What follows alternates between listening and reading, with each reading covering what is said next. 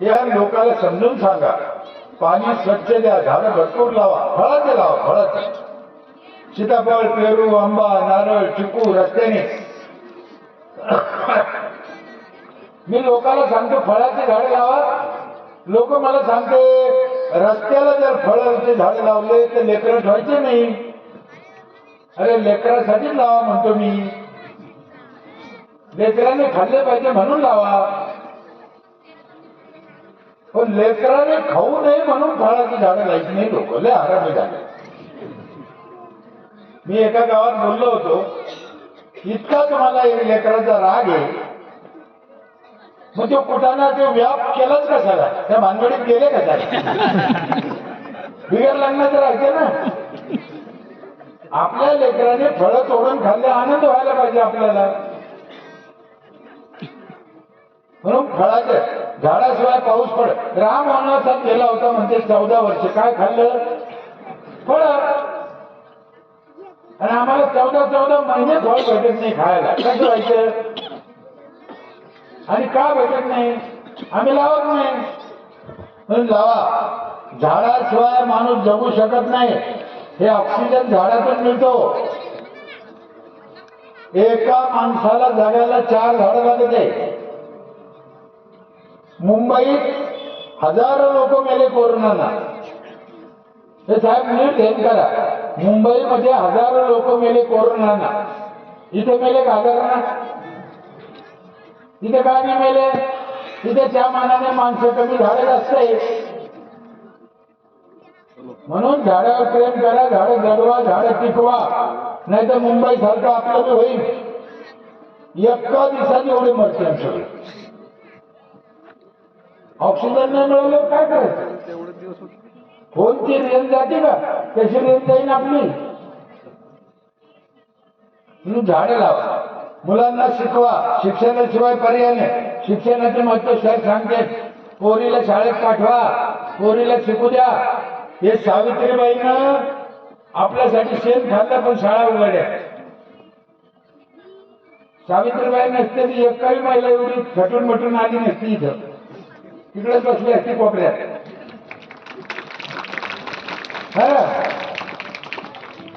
आणि तिला एक साडी होती साहेब, हा चमत्कार आहे. आणि ती साडी ओढली जर झाली तर साडी बदलायला नव्हती म्हणून सर्दी होत होती तिला. आणि आम्ही काय, आमच्या कपाटात मात्र एवढे साड्या आहेत पण पोरीला पुस्तकं घेत नाही. पोरीला शिकवा. कोणत्या आईला काय वाटतं पोरीला एकट्या कसं पाठवू शाळा? मलाही वाटत. मला मुली 5 मुली म्हटलं ना, पोरं माझ्याकडे पाहते. त्यांना वाटतं पुरुषोत्तम भोनी चांगला बकरा आला. पण माझ्या नातीचे लग्न झाले. मुलीचा तर विषयच नाही. नातीला मुलं आहे. नातीला मुलं म्हणजे मी काय झालो? हा, माझ्याजवळ मुली नाही राहिल्या. आता तुम्ही तुमचं पाहून घ्या. परेशानी पोरं. पूर्वी तुम्ही आम्ही केलेले पाप मुलीला जन्माला येऊन दिलं नाही. आता भोगा. परवा दिवशी नागपूरला शरद पवार साहेब आले. तुम्ही ऐकलं ना टीव्हीला? एका पोराने पत्र दिलं शरद पवार साहेबांना. हा साहेब, मी 35 वर्षाचे झालो, माझे लग्न आहे ना. आता शरद पवार काय करून झालं? ते काय घरकुल येतात याला घ्या बोलायला. काही तुमची माफी मागून सांगतो मी सगळ्यांची कान धरून. शब्द ऐकायला वाईट आहे पण सत्य आहे. अजून जर आम्ही पोरीला जन्माला येऊन दिलं नाही तर काही दिवसांनी दोघात एक करावं लागेल. म्हणून अजून शहाणे व्हा, मुलीला जन्माला येऊ द्या. तुम्ही आज शाळेत पाठवायचे नाही पोरीला, मग उद्या शेतात रोजाना जाते तेव्हा काय पोलीस राहतो का तिथे सगळं? मग आधी शाळेत पाठवा ना. सरकारी कर्मचाऱ्या बाईला 2000 रुपये रोज आहे आणि आमच्या शेतातल्या बाईला 200-250. किती फरक आहे? शिक्षणाशिवाय पर्याय नाही. बाहेरचं खायचं नाही, अजिबात नाही. ओळखीचं माहितीतलं खा. आपण बाजारात उसाचा रस पितो का? त्याच्यात पण भेसळ आहे. आता कोणी म्हणून उसाच्या रसात कसं काय भेसळ आहे? उसात नाही पण बर्फात. बर्फ कोण्या पाण्याचं बनवलं तुम्हाला काय माहिती? लातूर मध्ये काय घटना घडली माहिती का? रात्री म्हातारं मेलं दवाखान्यात, बर्फात ठेवलं. सकाळी अँब्युलन्स वाल्यानं काय केलं माहितीये? म्हातारं त्याच्या घरी नेऊन घातलं आणि बर्फ रसावाला विकला. आम्ही म्हणतो टाका फिल्टर. म्हणून दूध, आता दूध तुमच्या गावात बनतं का भंडाऱ्याला बनतं? गावात. आणि विकत करून घेतो भंडाऱ्याचं पिशवीतलं. सरपंचानं पिशवी बंद केली पाहिजे. गावातलं दूध गावात घ्या. कशाला पाहिजे? आमचं कमी भावात मिळते, मलाही काढून देते आणि मग आम्हाला जादा भावात आणून विकते. मूर्खात काढते ना. मग या सगळ्या गोष्टीचा विचार सरपंचांनी करायचा.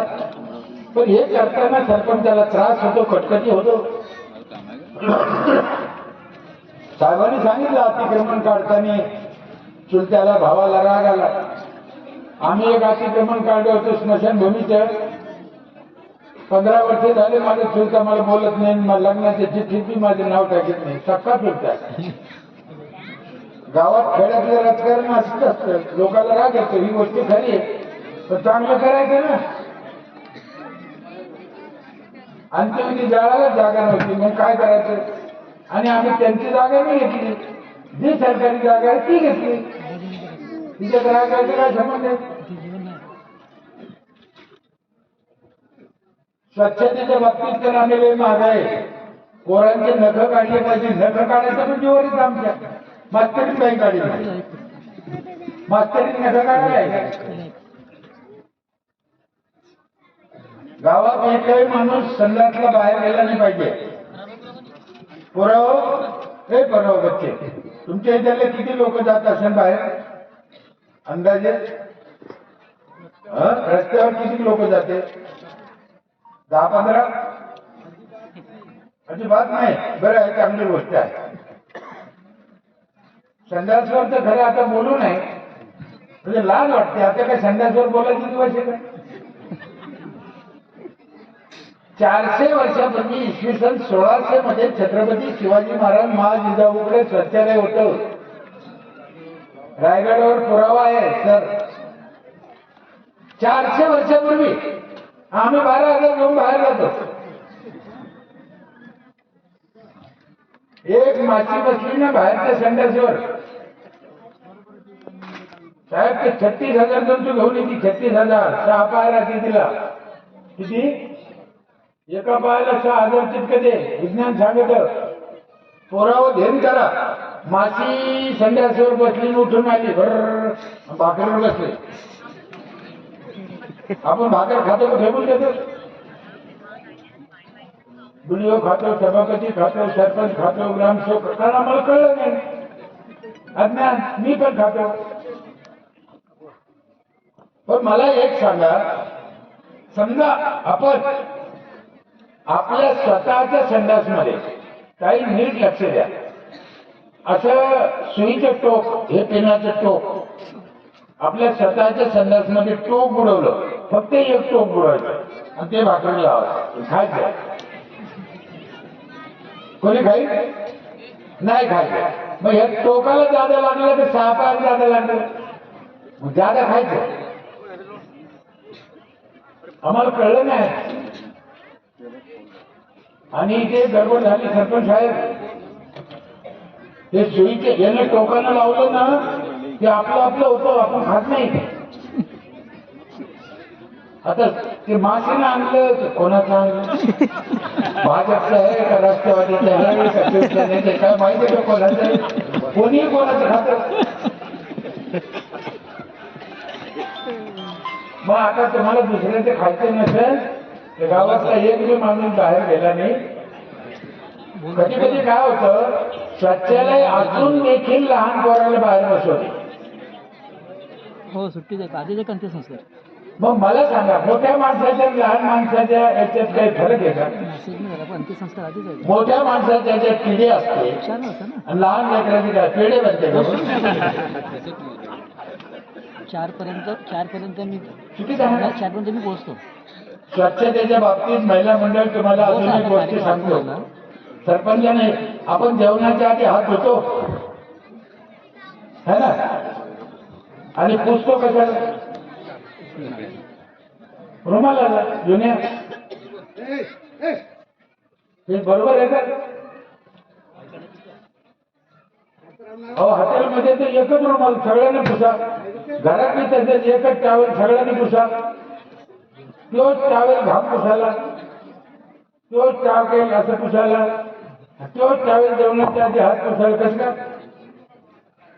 कोणी सांगतच नाही आम्हाला. महिला मंडळ तुमचं तर लय अवघड आहे. सांगू का एवढ्या लोकात सांगू? तुम्ही जेवणाच्या आधी हात धुता तर पुसता पुढे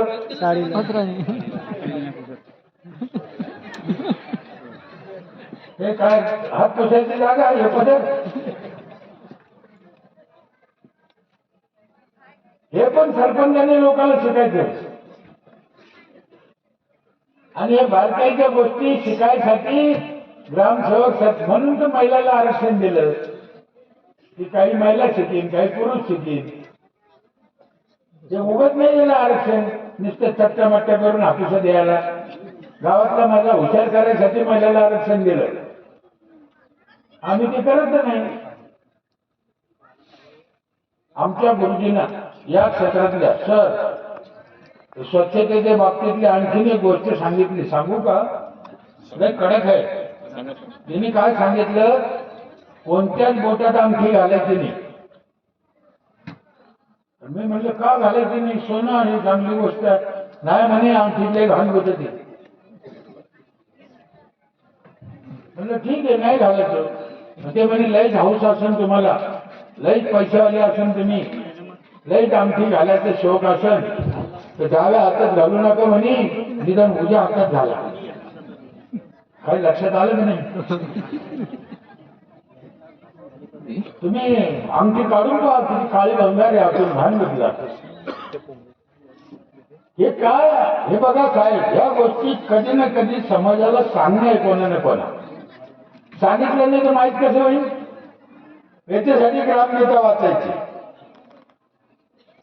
ग्रामगीता उगाच नाही वाचायची. हे सगळं हुशार व्हायसाठी ग्रामगीता आहे. इथे तिकडे मी महाराज सावित्रीबाईचा फोटो कोण लावला? माझ्या बापाचा कोण नाही लावला? सरपंचाच्या बापाचा कोण नाही लावला? हे लोक नुसते फोटो घालायसाठी नाही, यांचे विचार ऐकले पाहिजे. आणि त्यांच्या विचारातून मुख्यमंत्री ग्राम समृद्धी योजनेचा जन्म झालेला आहे. म्हणजे हे स्वतःचे विचार या योजनेत सांगितले की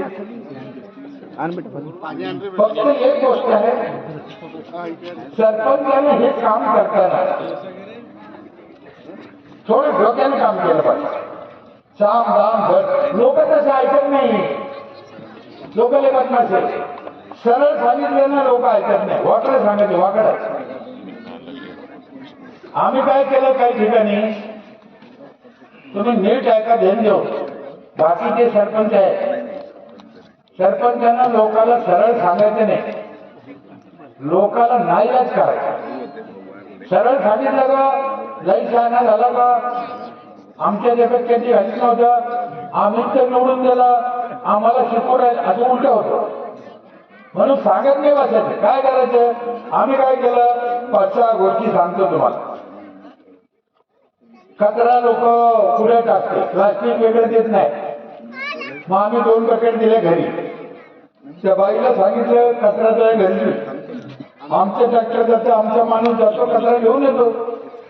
कचरा फेकून ते गावात. तिला म्हणलं प्लास्टिक वेगळं दे, बायचंच नाही. मग एक पिशवी दिली त्या घरी.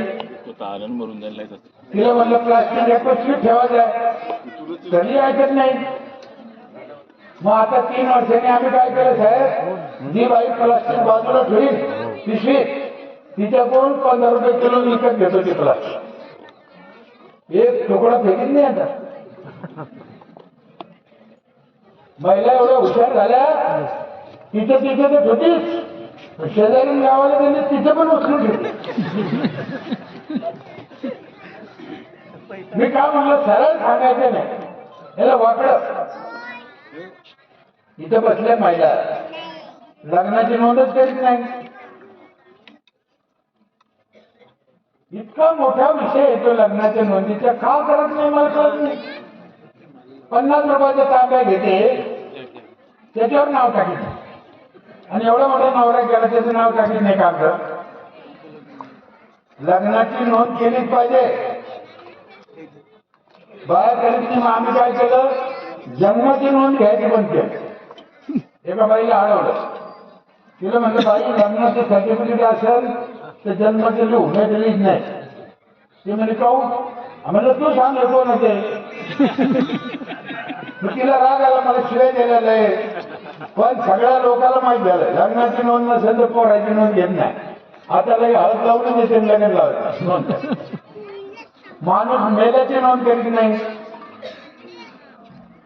6 महिन्याने ते दाखला द्या, कुठून द्या, सरपंचाला 20 दिवसाचा अधिकार, बरोबर आहे. दप्तर करतो पंचायत समितीला, हा येतो 3 महिन्याला, मग बापा दाखला द्या, कुठून द्या. मग आम्ही काय केलं, एखादं म्हातारं नेलं आणि त्याच्या पोराने तो जरी नाही आला, कोणाच्या हाती अर्ज पाठवला पंचायतला, त्याचा अर्ज आला तर त्याच्या बापाच्या अंत्यविधीला 3000 रुपये देतो आम्ही पंचायत. ते म्हाताऱ्याला घरात ठेवतो, पहिले अर्ज 3000 भेटते ना. मी काय सांगितलं, असं डोकं लावून द्यायचं, मग करून घ्यायचं. ग्रामपंचायत मध्ये म्हातारा जर आलं ना, चिडचिड करतो, सरपंच पुढे, ग्रामसेवक पुढे, मला उशीर झाला, मग कागद द्या लवकर. मग आम्ही काय केलं, 3 मशनी आणल्या. 3 मशनी ग्रामपंचायत मध्ये ठेवल्या वृद्धासाठी. बाबा आले की त्या खुर्चीवर बसायचे, बाबाच्या पायाच्या मशनी घालून द्यायचे, बटन दाबून द्यायचे. त्या मशनी पाय घातलं, बाबा उठतच नाही. त्या सरपंच आपला झेपुढं पळून चालला असा. आणि हे सगळं जरी आम्ही केलं तर कोणाच्या पैशाने केलं, त्यांनी दिलेल्या 5000 रुपयात केलं. मग 5000च्या ऐवजी 10,000 रुपये टॅक्स झाला, आणखी सुविधा मिळेल ना. मला एक सांगा, तुमच्या तालुक्यामध्ये तांदूळ पिकतो, बरोबर आहे, किती ग्रामपंचायतीला पोहे करायची मशीन आहे. मग ग्रामपंचायतीला जर पोहे करायचे मशीन घेतलं तर फायदा कोणाला होईल, गावाला होईल ना. 6 लोकांना काम मिळेल, 2 पैसे जादा मिळेल. पण ग्रामपंचायत कधी येईल हे मशीन, पैसे असेल तर येईल ना. आमचे सरकार नाही आहे, आमदाराकडे जाते, समाज मंदिर द्या, समाज मंदिर द्या. शाळेचं वेगळं, कोळ्याचं वेगळं, माळ्याचं वेगळं, दलिताचं वेगळं, मराठ्याचं वेगळं, सारे समाज मंदिर कशाला. ट्रॅक्टर घ्या, पोहे करायचे मशीन घ्या, तांदूळ करायचे मशीन घ्या, गोड तेल करायचं मशीन घ्या. तुमच्या भागात जे जे पिकतं ते तुम्ही चांगलं तयार करा, भंडाऱ्याला विका, गोंदियाला विका, 2 पैसे येते तर गावाला फायदा होईल. आता हे ताईच्या अंगावरची साडी समजा 500 रुपयाची आहे, तुम्ही पकडा, तुमच्या गावामध्ये 1000 महिला आहेत, बरोबर आहे.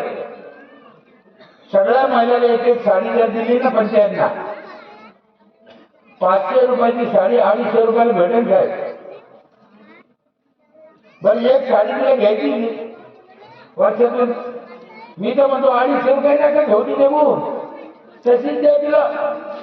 टॅग भरायला आली तर साडी नेसून वाटीला, हा 250 रुपये मोकळा. काय तर लोक लावा ना. आणि टॅग भरायला गेल्यावर साडी नेसायची म्हणलं ना, ती आधी 8 दिवस नवऱ्याला झोपून द्यायची नाही, पहिले टॅग भर. आपला फायदा होईल ना. काय तरी डोक्याला हे बघा साहेब, तुम्हाला एक कल्पना करा तुम्ही, हे 4 महिला बसल्या समोर, सरपंचांनी जायचं, ग्रामसेवकांनी यांचं नाव विचारायचं, रजिस्टर घ्यायचं, यांचं नाव लिहायचं आणि तिला विचारायचं तुम्हाला कोणतं झाड आवडतं, ती जे नाव सांगेल ते लिहून घ्या. अशा सगळ्या गावच्या बायाची नावं लिहून घ्या आणि ती सांगते ते झाड द्या. पावसाळा सुरू होताना तेच रोपं आणा तिला सांगितलेले, तिच्या घरी नेऊन तिला वाटून द्या. आता ज्या बाईने सीताफळ सांगितलं तिला सीताफळ नेऊन दिलं, ती काय करून द्यायचं, झाड फेकून देईल का, लावेल का नाही? किती सोपं आहे मग. आता याचं उलट सांगतो, तुम्ही रोपं आणले तुमच्या मनानं आणि तुम्ही द्यायला बघितलं या खड्डेकाराला, येते नाही येणार. मग तिच्या आवडीचं रोप गेलं की खूप खड्डे करते ना. डोकं वापरा, टेक्निक वापरा, उद्योगात शिरा. सरपंच ग्रामसेवकांनी उद्योगात शिरा, पेट्रोल पंप टाका, गॅस एजन्सी टाका, राशन दुकान घ्या, कपड्याचं दुकान घ्या, किराणा दुकान घ्या, औषधाचं दुकान घ्या. जे जे गावाला दुकानं लागते, व्यवहार लागतो तो सगळा व्यवहार पंचायतीने करा. आमच्या इथे सगळ्या गावचे वाढदिवसाच्या लोकांच्या तारखा आहेत पंचायतकडे. आज ज्याचा जन्मदिवस आहे त्याचं नाव येतं बोर्डावर, फोटो येतो, त्याला शुभेच्छा, खुश होतं ते. अशा एक ना अनेक गोष्टी आहेत. अजून एक सरपंचाला ग्रामसेवकाला माझी विनंती आहे, शासकीय अधिकाऱ्यासंग पंगा घ्यायचा नाही. एक मारून दिली ना काळी तर तुमचं काम वर्षानुवर्ष व्हायचं नाही. म्हणून अधिकाऱ्यासंग पंगा घ्यायचा नाही, अधिकाऱ्यासंग गोड बोलायचं. अधिकारीला काम येते. माझी 1.5-2 कोटीची ग्रामपंचायतची ऑफिस बांधलं मी आणि त्या ऑफिसला नाव काय दिलं माहिती, जिल्हा परिषदची कृपा. आमदार खासदारची कृपा नाही, जिल्हा परिषदची कृपा. अधिकारी जेवढं कामं येईल ना तेवढं कोणी येत नाही. आणि अधिकाऱ्याला तुमच्या गावचं वाईट वाटतं का नाही, मग अधिकाऱ्यासाठी वाईट वाटून घ्यायचं नाही. गोड बोलायचं, प्रेमानं राहायचं, डोक्याने काम करा. एकदा अडीच वाजले हो, एकदा सावित्री पौर्णिमेला मी ओढ्या लावायला लावले होते बाहेर. इकडे सावित्री पौर्णिमेला ओढाची पूजा करते का बाहेर, करता काय भानगड आहे, काही नीट आहे का.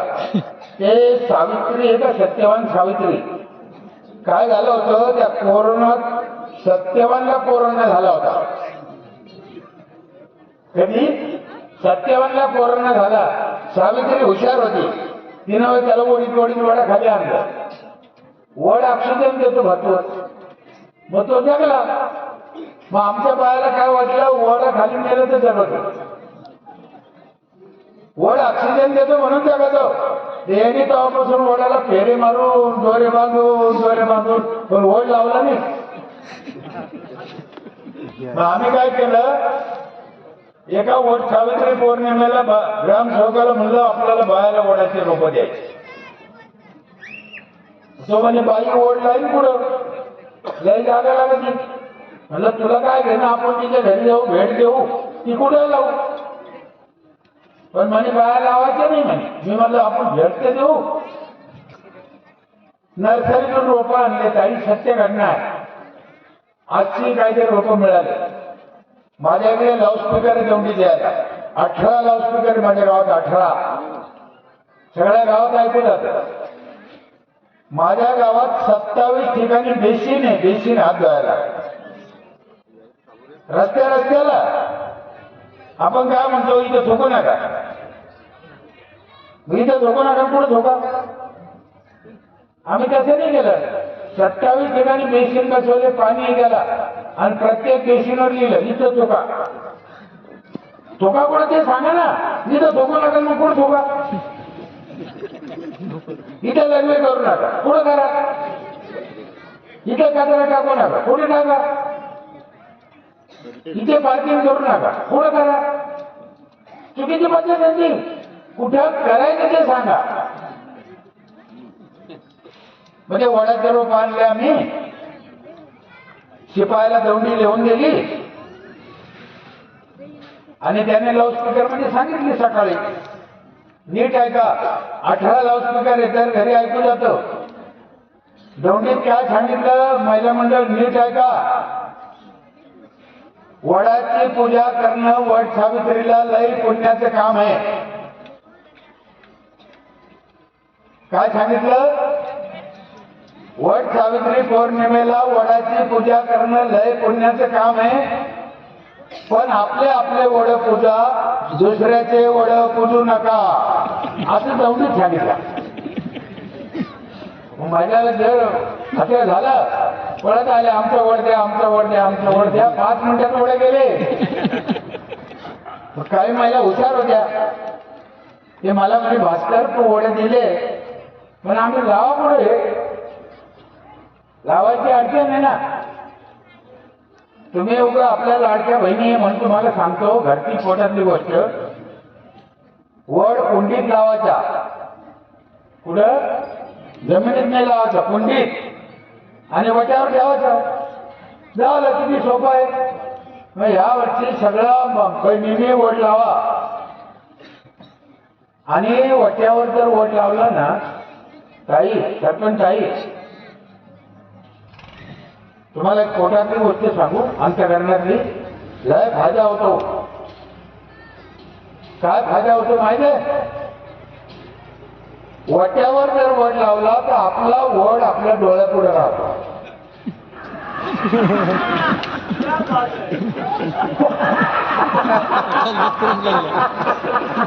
हा ना, तिकडे वड्याला जर लावलं वड्याला तर त्याला लय फार रुपया फुटत आहे, म्हणून आपला वड आपल्या डोळ्यापुढे. अरे माणसानं काय केलं साहेब, पुरुषानं, तुम्ही ध्यान करा, पुरुषानं तुळस डोळ्यापुढे ठेवली. मग महिलाला कधी कळायला पाहिजे, वड पण डोळ्यापुढे पाहिजे. नुसती तुळस डोळ्यापुढे, नुसती तुळस डोळ्यापुढे असं उपयोग नाही, वड पण डोळ्यापुढं, एका बाजूला वड, एका बाजूला तुळस. सांगण्याचा हेतू हा आहे, दोन्ही झाडं पवित्र आहे, दोन्ही झाडं 24 तास ऑक्सिजन देते, आणि दोन्ही झाडं घरापुढे पाहिजे. मुद्दा हा आहे की काही लोक लावा, पण लोकाला उत्तेजित करा ह्या गोष्टी करायला, हा त्याच्या मागचा हेतू आहे. मला इथे बोलावलं, गावकऱ्याला माझी विनंती आहे, टॅक्स पहिल्या दिवशी भरायला शिका. टॅक्स वाढवला तर बिघडून काही नाही, आणि जेवढा टॅक्स वाढवल पंचायतीने तेवढ्या प्रमाणात लोकांचा फायदा केला पाहिजे, त्याच्यापेक्षा 1.5 फायदा केला पाहिजे. प्लास्टिक इथून पुढे विकत घेतल्याशिवाय पर्याय नाही. लोक फेकणारच वाटत, लोक काय कर, भाजी टाकून खाते का? म्हणून प्रत्येक पंचायतीने प्लास्टिक विकत घेतलं पाहिजे. आता दर तालुक्याला प्लास्टिक वेस्ट काय करायचं याच्यासाठी 1-1 युनिट देते सरकार, बरोबर आहे, दिला ना. म्हणून पंचायतीने प्लास्टिक विकत घेतलंच पाहिजे, आणि त्यांच्याच पैशाने घ्यायचे, वेगळं काय. म्हणून सरपंच सदस्याने, ग्रामसेवकाने, लोकांनी हातात हात घालून काम केलं पाहिजे. सरपंच कोण आहे याला महत्व नाही, उद्याची पिढी 100 वर्ष जगली पाहिजे, याच्यासाठी काम करायचं आहे. त्यासाठी 2 गोष्टी, पर्यावरण अतिशय महत्वाचे आहे. गावाचं पर्यावरण राखलं पाहिजे. तुम्ही नशिबवान आहे लोक, चांगल्या ठिकाणी तुम्ही जन्माला आला, हे टिकून राहिलं पाहिजे. हे माणूस पुण्यातून आला येणार नाही काय, ते पुण्यात भकास आहे, भकास, सिमेंटचं जंगल झालं. त्यांना विचारा, खरं सुख पुढे पुण्यात हे काही नाक घरीच आहे, नाक घरीच आहे, तुम्ही नशिबान आहे, पण हे टिकून ठेवा. हे जर तुमच्या हातातून गेलं, माती झाली. आता तुम्ही म्हणता पर्यटनाला लोक येते, काय येते, त्याच्या मागे काही कारण आहे ना, म्हणून ते टिकून राहिलं पाहिजे. आणि पर्यटनाला आलेल्या लोकांचा आदर केला पाहिजे, त्यांना लुटलं नाही पाहिजे, त्यांची संख्या वाढली पाहिजे, त्यांच्या सुखसोयी वाढल्या पाहिजे. आलेले लोक, पर्यटनाला आलेले लोक 2-2, 3-3 दिवस राहिले पाहिजे, आणि आपल्या घरात शेजारी आपली खोली त्यांना दिली पाहिजे, त्यांना जेवण पण आपलं दिलं पाहिजे विदर्भाचं, आणि मग त्यांच्याकडून पैसे घ्या तुम्ही, काय हरकत नाही. या पद्धतीचं नियोजन ग्रामपंचायतीने सरपंचांनी करा. तिथे मला बोलवलं, माझा आदर सत्कार केला. जे जे गाव ह्या समृद्धी योजनेत भाग घेतील त्या गावचं कल्याण आहे आणि चांगला मार्ग जर पडते, चांगलं काम करायचं, पुढची पिढी चांगली जगायची. माझ्यापेक्षा 10 गाव पुढे गेले पाहिजे ही आमची भावना आहे. माझंच गाव स्पर्धेत यावं ही माझी इच्छा नाही. अनेक गाव स्पर्धेत आले पाहिजे. त्यातलं हे तुमचं गाव नक्की येईल. या गावाला नक्की पुरस्कार मिळेल आणि पुढची पिढी सुद्धा चांगली होईल अशी परमेश्वर त्यांनी प्रार्थना करतो. इथंच थांबतो. जय हिंद, जय महाराष्ट्र.